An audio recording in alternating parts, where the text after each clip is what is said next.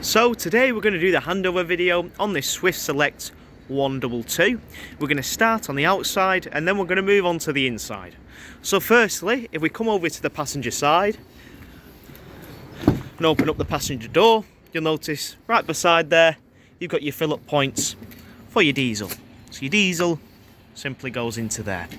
You'll also notice as we open up the door you've got your tyre pressures, and on the windows you've got Remis cab blinds fitted to this vehicle, which just come out like so. Simply pinch the little clip and lead the blind down into position like so. You've got the blinds on all the windows at the front, including of course your big window. Again, all you need to do is simply pinch them and that will release the blind, and using the magnetic strip that allows them to connect into place. When pulling these blinds back, what I personally recommend is leading them from the bottom. Don't lead them from the top as they often get caught. So simply push back from the bottom and let that connect into place. And as a rule of thumb with anything in the motorhome, if it feels like you're forcing something, you are probably doing something wrong. So just reevaluate and don't rush into everything before of course you potentially break it.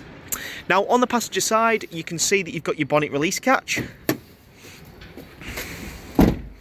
Underneath the bonnet there's not many things that you need to know underneath here. The main things that you need to know is if you're ever going to jump start the vehicle. I'll just pop up the bonnet now, and with the bonnet open you can see to jump start you've got your negative just onto this terminal here as indicated by the sticker, and just below onto the other side you've got your positive terminal. On this cap you've got a little plus icon to indicate that this is the positive. And just underneath this flap you need to flick that up, you can connect your positive onto there. So they're the main things that you need to know, but just to point out a couple more things. You've got your engine oil here along with your dipstick below. Your brake disc fluid is up at the top along with your engine coolant, your power steering fluid, and then finally your washer fluid, which is just in the top corner there. Moving around to the side of the vehicle, you can see that you've got your fridge vents here. This is a Dometic fridge. Now just one thing to bear in mind with the fridge is if it is a warm day, if you can, try and keep this area under shade. So if the sun is beating down on this side of the vehicle, just turn the van around. It'll just allow the fridge to run a little bit more efficiently. You can of course buy winter covers for these as well during storage, but when in use them covers need to be off because you want the fridge to work as efficiently as possible. So next up, as you can see, you've got your cassette toilet. Just open up the toilet door, and all you need to do is simply pull up on this orange tab here, or orange handle, and slide out like so. Once the cassette is released you can then empty the cassette. All you'll need to do is pull out the funnel like so, remove the grey cap, and using the orange button on the back that will release a vacuum on the inside of the cassette and allow you to empty the entire contents out steadily. Once you've done that, you can put a bit of water in here to swill out the system, and using blue fluid, if that is what you're using the cap for a measurement, you can put the blue fluid into the cap and put the cap back into place and tighten it up like so. Once you've done that, you're ready to put the cassette back into its location. Simply turn and twist the funnel back into its into situ, and then you can put the cassette back into place. One thing to mention, you will notice that you've got this orange valve here. This does in fact turn. This is what makes contact with the blade on the toilet on the inside. Now I'll show you how that blade operates, but you should always ensure that this never turns. This should always remain in this position.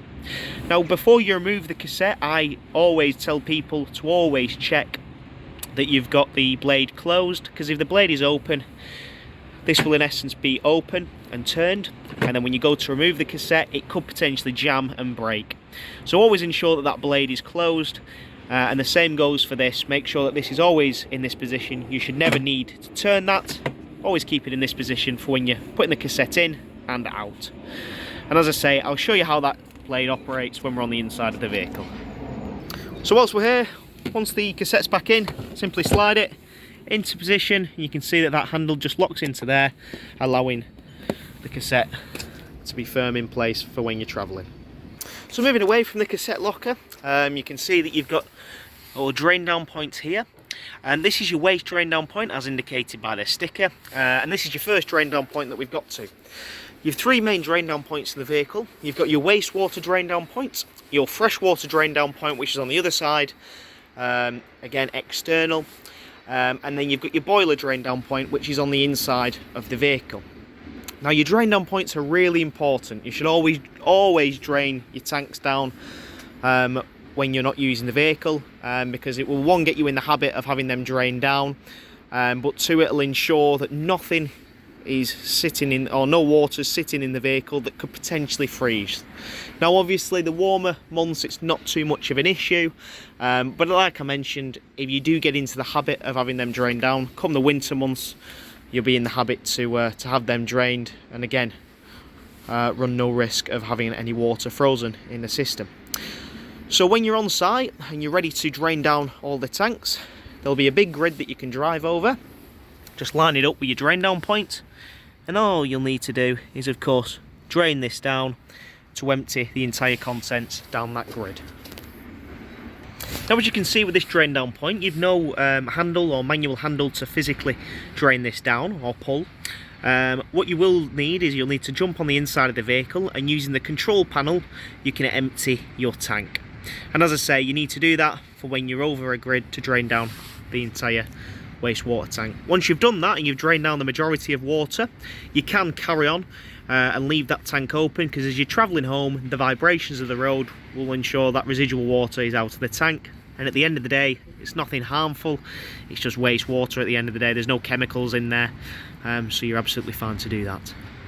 Now I'll show you where that how you can drain that down just in a minute. So I'm in the van now. To empty the water, all you need to do is click water and click empty waste. Click on that, it'll tell you, ask you to confirm. Click confirm, and that will empty the wastewater. Now if you're emptying the fresh, and we'll jump onto the fresh shortly when we move around on the outside of the vehicle, but all you've got to do is click empty fresh, and again that will empty your fresh water tank. So it's dead easy, dead simple. It's all done from on the home screen by clicking water.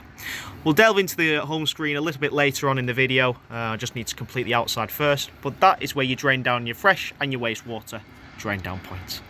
So moving on from the wastewater drain down point, you can see that you've got your Truma valve here. This is for your chimney in essence, or your vents, which is linked to your heating. It can get quite warm this, so don't hang anything on there, just give it a bit of a wide berth. And then next to that, you can see, just trying to do this with one hand, it's a little bit difficult. You can see in here, you've got your hookup point for when you're on site.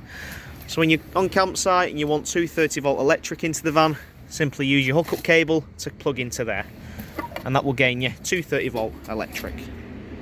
Moving around to the back of the vehicle, you can see that you've got your reversing camera, which is right at the top there, along with the tow bar, which is fitted to this vehicle, and you've got your two barn doors, which you can of course open up should you need to.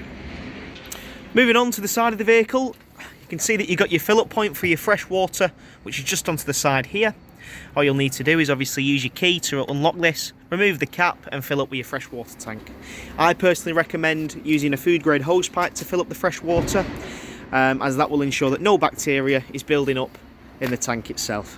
When it's overflowing, you have then filled up your system and you're good to go to move on to your pitch.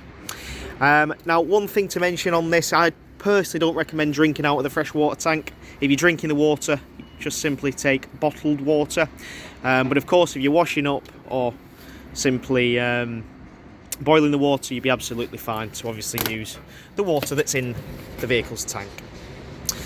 Now next to that, you'll notice that you've got this little valve here.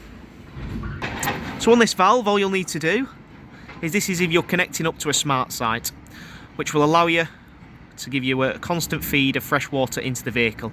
So there's certain sites in England and the UK where you can connect up to a mains water feed, which will then allow you to plug it into here. And what that will do is, instead of filling up the fresh water tank, it will allow you to fill it up straight from there, so you never run out of water, providing you're of course hooked up. And that's where you can do it from. And then finally on this side of the vehicle, you can see that your fresh drain down point for your tank is just located on this side. And again, as I showed you on the inside, to drain that down, you can just do it on the control panel on the inside. As I mentioned, once you're on site and you're moving off site, say for example, just drive over your grid, click that button on the inside and let the water drain out into that big grid. And then as you're travelling home, all of them tanks can be left open. Finally, before we move on to the inside, I just wanted to point out that you've of course got a Fiamma awning on the side of this vehicle. You will of course need your awning winder just to connect onto that to wind out, and you've got two legs in there which will drop down and allow you to take the weight of the awning. Now, as there is only me in this video, it's going to be a little bit difficult filming this with one hand, as you can appreciate, so I will send you a second video showing you how to operate this particular Fiamma awning. It's dead easy, dead simple, but as a rule of thumb, just to stress, if it is a windy day, please take the awning in. On a day like today, it's perfect conditions as there's no wind and it's relatively dry. But if it is a windy day, take your awning in. You don't want any wind getting underneath there, which could potentially tear the awning off your vehicle, which would damage it and also damage other vehicles. So just bear that in mind. If it's windy, take it back in. And if it is raining, you can use the awning in rain, but you will need to at some point dry the awning out. So just bear that in mind. Okay, so I've just opened the main door into the vehicle. I will say just one minute before I jump in that this vehicle hasn't had a valet yet. I just wanted to get this video out to you. So just look past any dirt or grime that you see. It'll all be gone for when you collect. But as you say, I've just opened up your main door. You've then got your powered step here, which will allow you easy access in and out of the vehicle. And you can see you've also got your LPG gas locker, which is in here. Now you can fit 2 gas bottles in here, and as you can see you've got your regulator, which is here. You'll need a pigtail which will connect onto your regulator, which will then feed into your gas bottle, and then you'll be good to go once you've of course tied them down and secured them. Now when you're travelling, please ensure that the gas bottle is turned off at the bottle. You don't want to be travelling with gas on, because if you are involved in a collision, you can imagine it's quite dangerous. The only time you should have your gas turned on is when you are stationary on a site and using the vehicle. Okie, so as you can see, I've just jumped on the inside of the vehicle. Just above where you walk in, you've got your control panel. Now at the moment it's on. To turn this off, you just need to simply hold this button just for a little while. And as indicated, you can see that turns everything off. You can see your lights turn off in the vehicle as well. To turn it on, simply click the main button here and that will turn on everything on the inside of the vehicle. So that's your main master switch. First up, right at the top, you've got a little bit of information. You've got the vehicle's current temperature, the water percentage of what we've got in the freshwater tank, the date, the time, and then also the current battery of the vehicle and current leisure battery voltage as well. It's a little bit difficult to actually see on the video that. I can appreciate it's not picking it up, but they're just simply battery levels. Now, if you click on here, this is your pump. Click your pump button to obviously activate your pump. Now, only run your pump when you've got water in the vehicle. So when you're on site and you've got you're filled up with your fresh water tank, you can click your pump on, and then if you go to your tap, including your shower and obviously your bathroom taps, turn the tap on and turn it to hot. What that will do is it'll pull fresh water from the fresh water tank into the boiler and then out to your tap. It'll spurt and splutter, and then when it's running steadily, you prime your system for your hot water. Once you've done that, flick it over to cold and do the exact same. It'll spurt and splutter, and then when it's running steadily, you prime your system for your cold water. Now, as I mentioned, you need to do this for all of your taps, including your shower. And just bear in mind, if you are pulling it through your boiler first, through your hot water, it is going to take a little bit longer to prime, because as you can appreciate, it's going to pull the fresh water from the freshwater tank into the boiler, which takes about 10 litres, and then it's got to find its way through the pipe. So it's going to take a while, that, but as I say, when it's running steadily, you have, of course, prime your system. Now, once you've done that, each of your tap has something called a micro switch fitted, which will allow you to, which will activate and deactivate the pump whenever you need it. So once you prime your system and you've got water in the van, you can leave your pump button on, as it will activate and deactivate the pump whenever you turn the tap on. Only do that though if, of course, you've got water in the system. Never run the pump without any water, as that will just burn the pump out. Now next up, you've then got your awning light. There's a little light on the outside which you can turn on and off. You've then got your lighting button. So you can see you've got a dimmer option, or you can simply just turn it on and off. As you can see, it's turned them lights off, but it's also turned a light on just above me. So you've got two options here with certain lights on the vehicle. You can see I've just turned them on. But using the plus and minus, you can simply dim each light. Now going back to the home page, you've then got your power button. And this is where it shows a little bit more in depth in terms of the leisure battery and the vehicle battery voltage. You can see that it's reading 12.6 volts for your leisure, which is pretty full. I mean, we're not plugged in at the moment, but it's pretty high, that. And 12.8 volts for your vehicle battery. Again, not too bad. It's pretty high, that, considering it's showing that it's in the green. And right in the middle of the leisure and the vehicle battery, you've got the option of solar. This vehicle has got a solar panel on, and this is a built-in regulator, if you like. As you can see, it's not pulling much with the day that we're having today, but that will increase, obviously, depending on how much sun you are getting. Below, you've then got the battery selected. At the moment, it's selected on the leisure battery. You can change that to vehicle battery, which will then mean that all your lights and your 12-volt system will run solely off the vehicle battery. You don't want that, however, because as you can appreciate, it will zap your battery of all of its energy, and then you'll be stuck. You'll need to arrange breakdown cover. So you should always have that on leisure. So make sure that that is on leisure. Don't click that by accident. Ensure that's always on leisure. Next up, if you click this button here, almost like a play symbol, so just click that.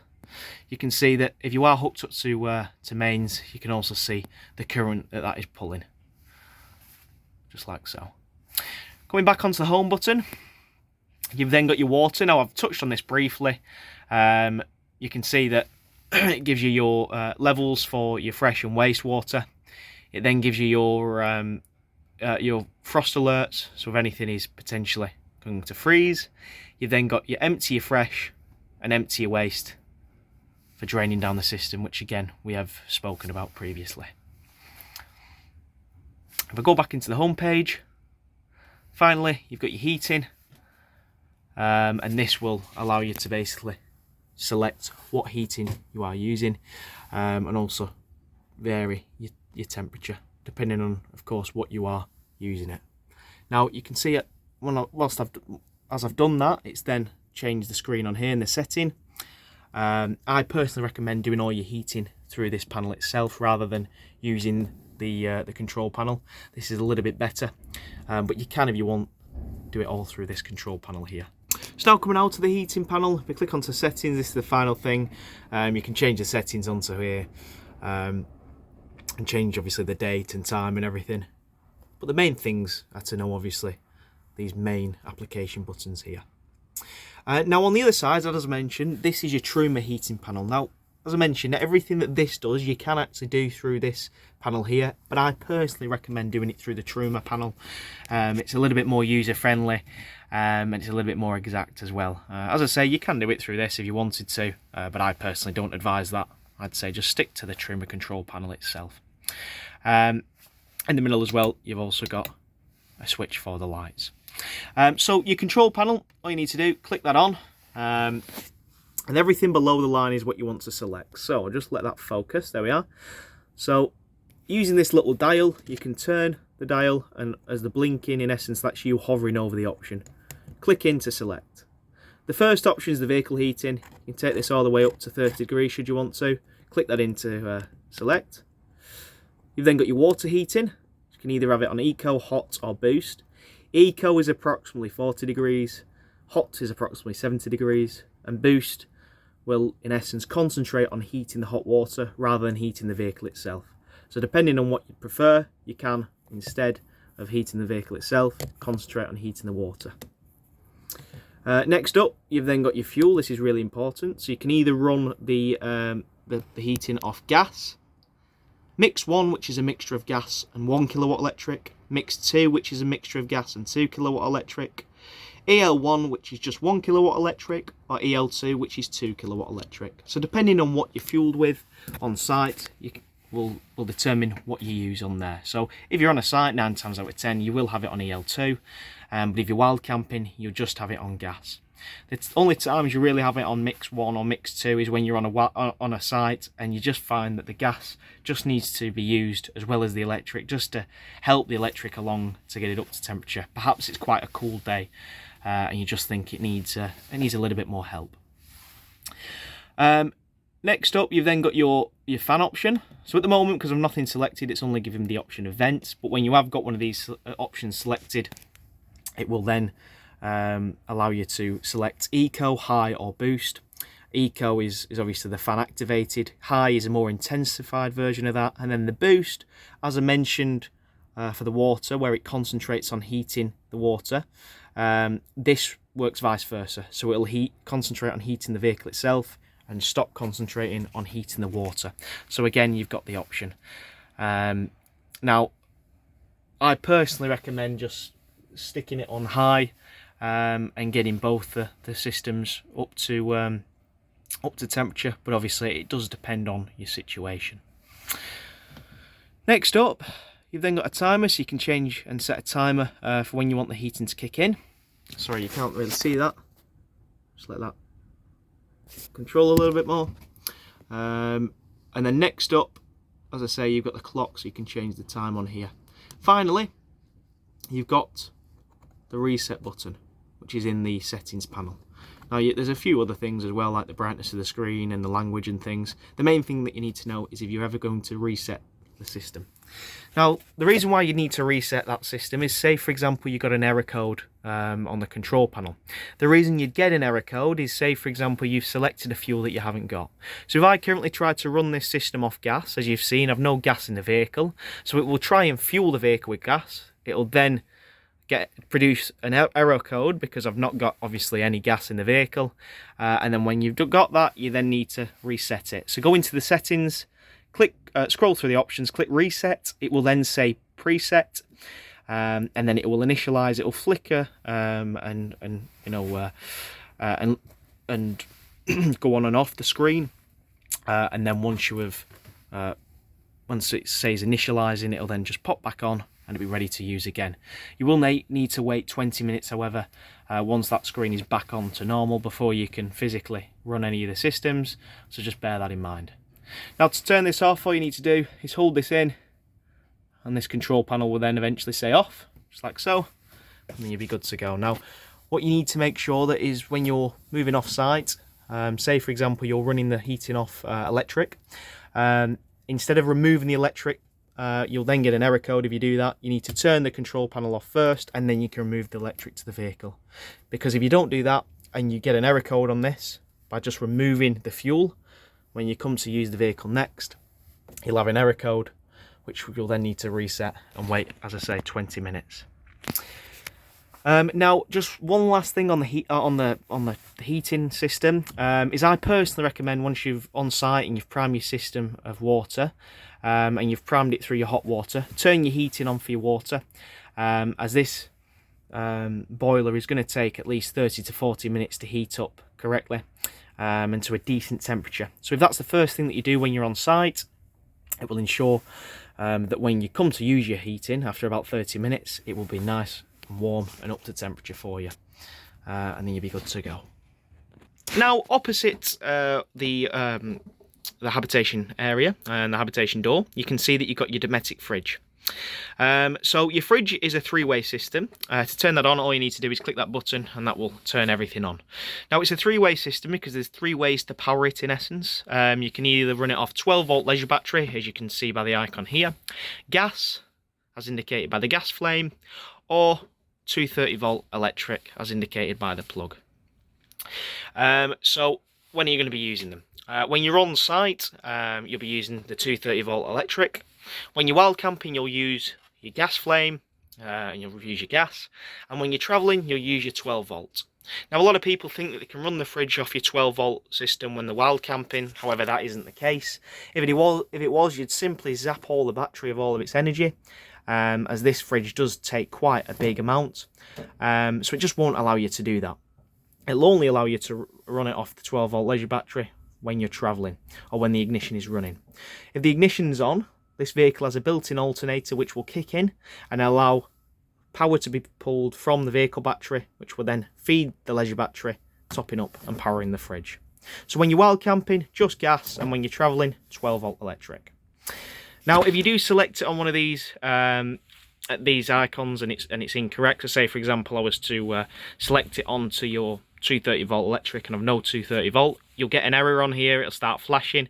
You'll need to reset it, similar to the heating. You do that by just clicking this button. But if you do get an error, just need to give us a call and we can speak with the technicians to get you sorted. On the other side, you'll also notice you've got this auto function. This will automatically assign whichever fuel you've got. So I personally recommend selecting it on that and just leaving it on that. As I say, it will automatically assign whichever fuel you've got to the vehicle, avoiding obviously that issue. And then finally, on the other side, using this button, this will allow you to flick through the options, and it will also, below that, you've got the temperature button here. Click this and that will allow you to change the temperature of the fridge. Now, as you can see, directly above your fridge, you've got a bit of hanging space, and also you've got, as you can see, your aerial. All you've got to do to operate this is firstly make sure that it's on. As you can see, the blue light is on. There's a little switch at the top here where you can turn it on and off. You can just leave that on if you like. And then all you've got to do is twist this like so to release the aerial, and then you can push up the pole like so and then tighten that back into position. Dead easy, dead simple. And then you've got a little winder on the bottom here which you can wind to tilt the head of the aerial depending on how the signal is in that area. But before travelling, please ensure that this is completely pulled down so it's not up on the outside of the vehicle, because you don't want to hit any low-hanging trees or anything like that. You'll also notice right in the corner, which is flashing currently, and this is your solar panel regulator. Now your solar panel, as I mentioned, is on the roof. You don't need to do anything with that. That simply regulates the charge and feed, and as I say, if you want to get a little bit of data from that, you can check the screen on your main control panel. But that is where, as you can see, just in there, your solar panel regulator is located. So moving back, you can see next up you've got your oven and grill along with your hobs, and below that you've also got in here a little bit of storage. You'll also notice there's some taps to the left here, to just here. They're just isolation valves and will allow us to isolate certain areas of the vehicle when we are working on the van. You don't need to do anything with them, you can leave them as they are. So directly opposite the kitchen area, you've got your bathroom area, which is a pretty good size as well. You can see that you've got a pull-down sink here, along with your shower, which is just up there, and a great bit of storage as well. The main thing that I need to tell you in here is, of course, how to open and close the blade and operate the cassette. So, as I mentioned, you should always have this system closed, but when in use, you then need to open the system. So pull the blade towards you to open the cassette.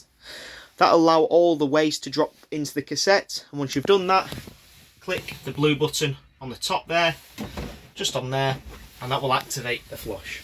That will allow you to flush the entire contents down into the cassette, and once you've done that, push the blade away.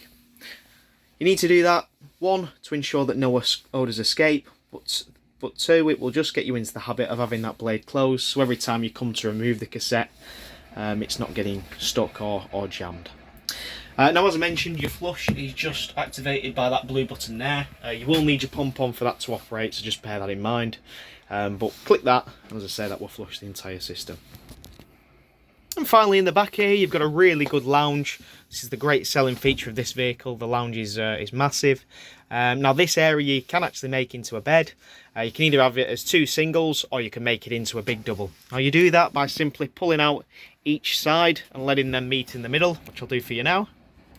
And as you can see, I've just pulled out the rails, and that will create your bed base. From there, all you need to do is pull each of your cushions to the centre, allow the two backrests to drop down, and that will create a nice base ready for sleeping.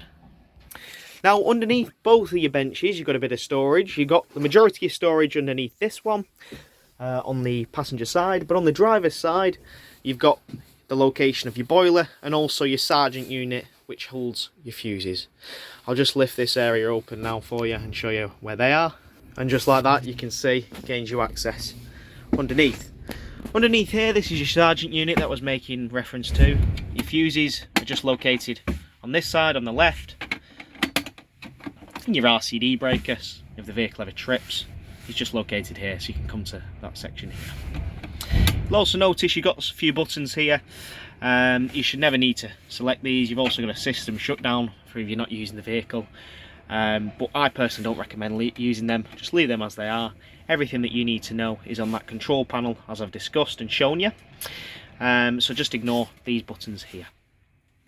On the other side is where your boiler is located. Now this brings us on to your final drain down point, which is your boiler drain down point. Looks really confusing, but it's really easy. The only thing that you need to empty on here is this here. At the moment, in the up position, it is open. Flick down to close the boiler. So when the vehicle is in use, you need to have that down because you want the boiler to be sealed so you can pull water through the system.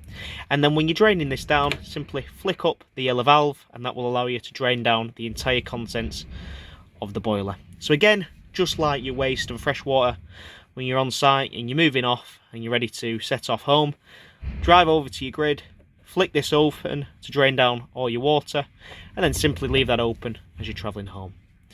Now I can't stress enough how much you need to ensure that this is drained down, especially during the winter. You do not want frozen water in your boiler as it will just break it and crack it. So please ensure that during the cooler months this is always up and drained down, free of water. When in use, to flick it down, you'll be good to go. And that concludes the handover video on this Swift Select. I hope you enjoyed.